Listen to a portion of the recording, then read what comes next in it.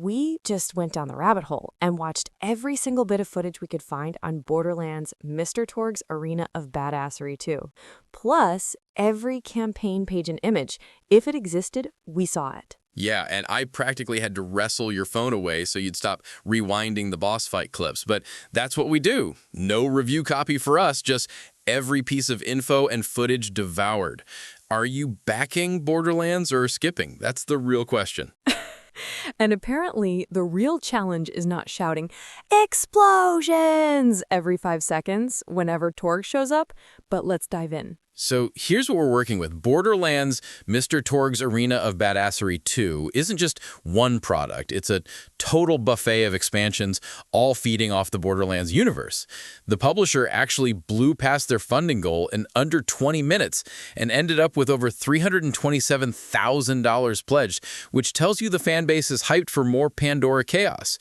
But we didn't just read campaign summaries. We went through every scrap we could find. And what stands out is just how sprawling this offering really is. Right. This isn't your typical expansion drop. The star is the Invincible Arena, which, weirdly enough, is totally standalone.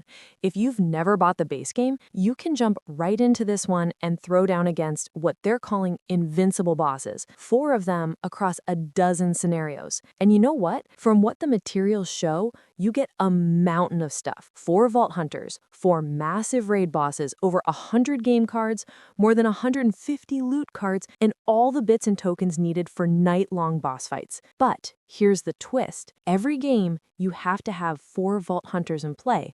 So whether you're solo or a full group, you're always fielding a quartet, juggling action tokens, and managing table sprawl. That setup really matters. Play count is officially 1 to 4, but even solo, you've got a full squad to shepherd through the carnage. For context, most game sessions clock in around 90 minutes. And while the Invincible Arena is standalone, the other 2 main expansions, Moxxi Crime Busters and Torgue's Forge Blast, do require the base game. They're adding not just more bounties and enemies, but whole new mechanics like mystery crime solving in Crime Busters and some mysterious Slaughterlight mode in Forge Blast, though the actual how isn't really visible anywhere, and that's a running theme here. Exactly. And then there's Into the Badlands, which just yanks the miniatures off the board and throws them into a full-on tactical skirmish, transforming the entire collection into what looks like a deck-driven brawl. I mean, there are over 30 characters to level up, plus baddies galore, and suddenly all those models you bought aren't just set dressing, they're the main event. And let's not forget the production side. The campaign promises big, chunky cardboard terrain. The miniatures look solid, although definitely not the premium shelfie level. And they're pushing acrylic tokens and scenario books for folks looking to upgrade. Just note, everything says pending licensor approval, so some picks and designs could shift by the promised May 2027 delivery. The gameplay is all about the reaction system, right? That's their big hook. Every Vault Hunter has 3 action tokens each turn. Usually there's 1 green, which is the best, gives you a D12, 2 yellow, those are D8s, and the dreaded red, just a D6. When it's your turn, you pick a token, roll its die, and add a skill. But here's the stroke of genius. If you mess up a defense, your token downgrades. Fail once, your green turns yellow. Fail again, it's red. So one bad hit can make everything harder, piling on tension every round. That tension, we saw it in the gameplay footage. They call it cascading consequences, and wow, you actually feel it.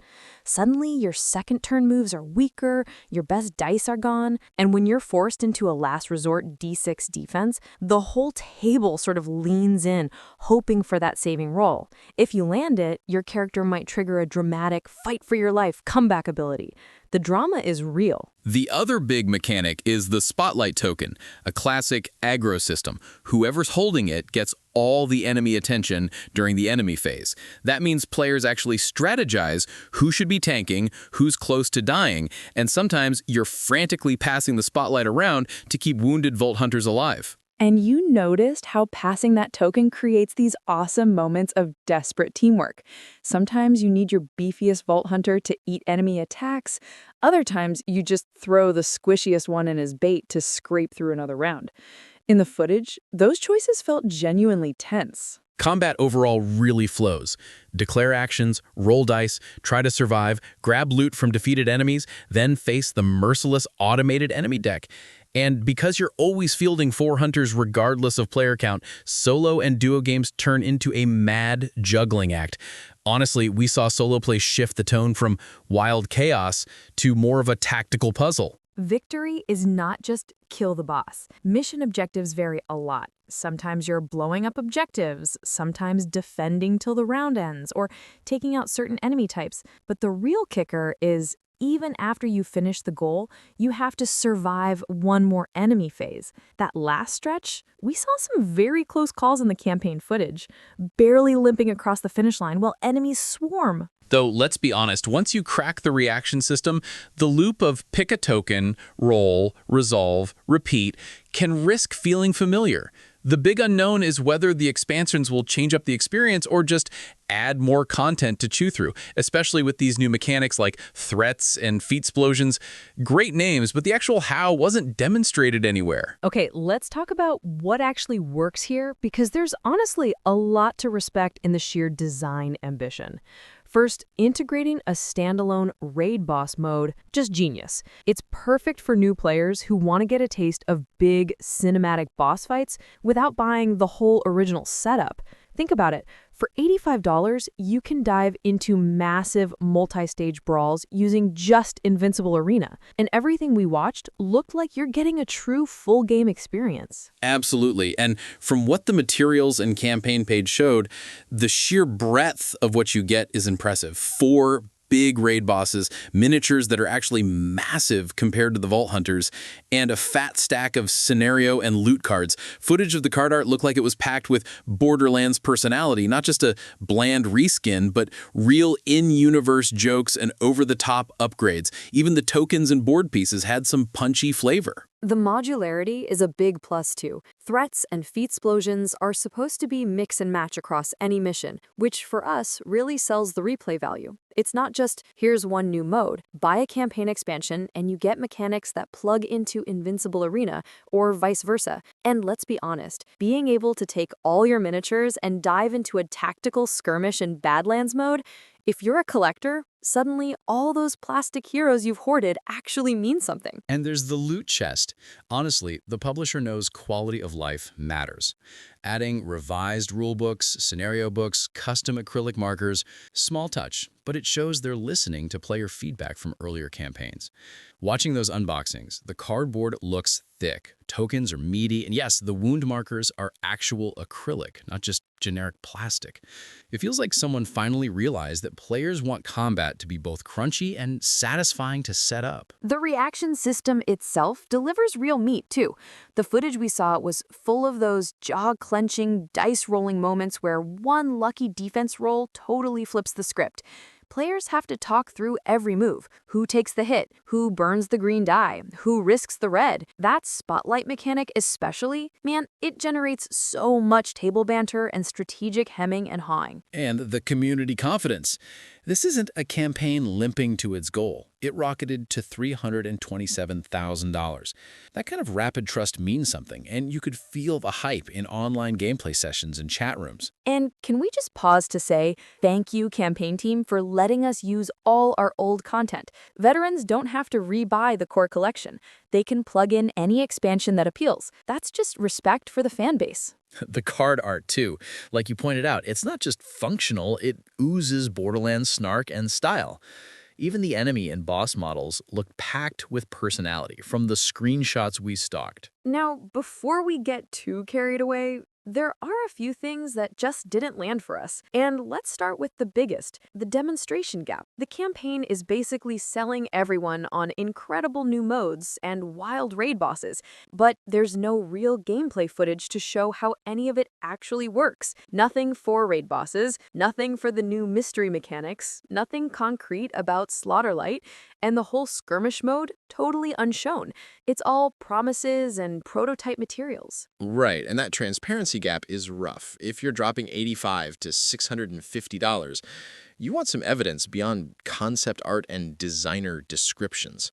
From what we could see, the footage rehashes the same few base game moments, so you're left guessing how the expansions deliver anything actually new. And speaking of newness, we kept noticing scenario volume over mechanical depth. Sure, 12 raid boss scenarios sound great, and all those extra campaign missions bulk up the box.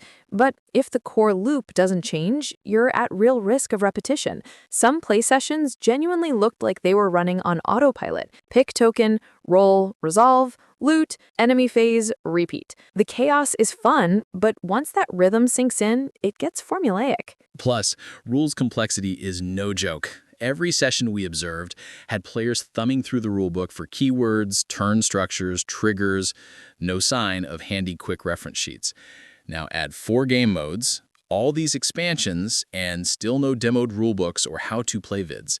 That's a learning curve burrowed deep in the chaos. Oh, and entry cost? For new folks, Invincible Arena at $85 is decent value, standalone and all. But as soon as you want campaign content, you hit the $260+ wall, base game plus expansions, which is a big ask considering there's no demoed gameplay for the main features. The top tier pledges go all the way to $650.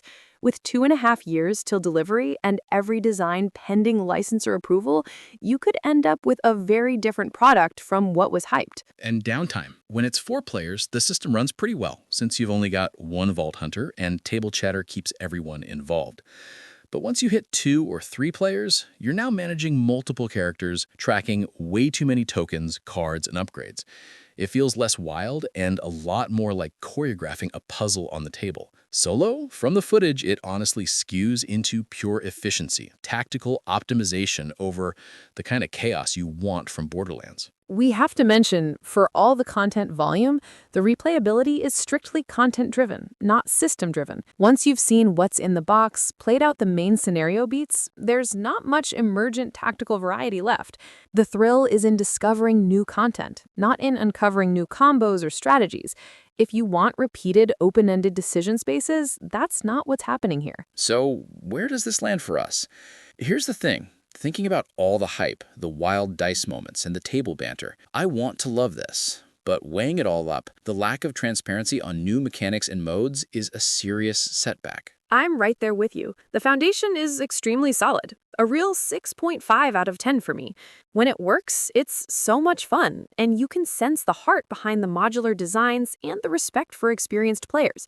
But the demonstration gap, entry price risk, and the specter of repetition across even more scenarios push me to a cautious, even skeptical take. I'd maybe go half a point higher just for that tension when you dice downgrade, but otherwise, I agree. The system is great, but its promise relies on faith.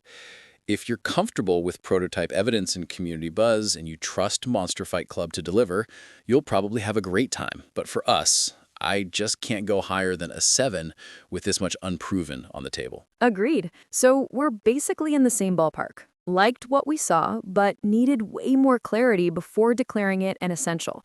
It's a cautious maybe for us, more so if you're already a fan and know exactly what to expect. If you're sitting here wondering if this is for you, let's break it down. If you already loved the original, have your base set up, and want more ways to deploy your favorite Vault Hunters, the new expansions will absolutely scratch that itch. We saw tons of content for campaign-driven players, loads of bounties, enemies, and different scenario hooks to explore. If you trust the publisher from their last campaign, you've got every reason to double down and get the most bang out of all of your existing stuff. But if you're a first-timer to board gaming, Invincible Arena is safely the lowest investment way in. It's standalone, so there's no need to buy dozens of boxes just to try a raid boss. You'll get plenty of mileage and a real sense of that boss battle chaos right out of the gate. Just be aware there are no gameplay guarantees about how those 12 raid scenarios or the other promised expansions really play, and the price climbs fast for more content. If you like scenario-driven campaigns with lots to unlock and discover, and you're good with a little rule study, it's a fit. If you need replayability that's driven by systems and open-ended combos, if downtime and bookkeeping are a drag for you, or if you need every expansion mechanic shown up front before you pledge, maybe hold off for a full demo. And the 2.5-year wait for delivery means you need to be patient, but this isn't unusual in crowdfunding. Just be sure your excitement can survive that long. Alternative recommendations? Honestly, if you want tactical co-op with cool loot and wild dice mechanics, there are other games that offer more immediate mechanical variety, but none lean into that Borderlands identity quite so hard. But yeah, there are lighter entries if this looks a bit much. So here's the final word. Cautiously optimistic, but knowingly reserved. We'll be watching what comes next, but aren't all in this time. Yeah, I'll be the first to borrow your box if it ever arrives, but until then, we're sticking to what's proven. Thanks for listening while we geeked out over every last bit of footage and every campaign screenshot. We're Board Game Critique. Thanks for hanging with us, and we'll see you for our next big deep dive.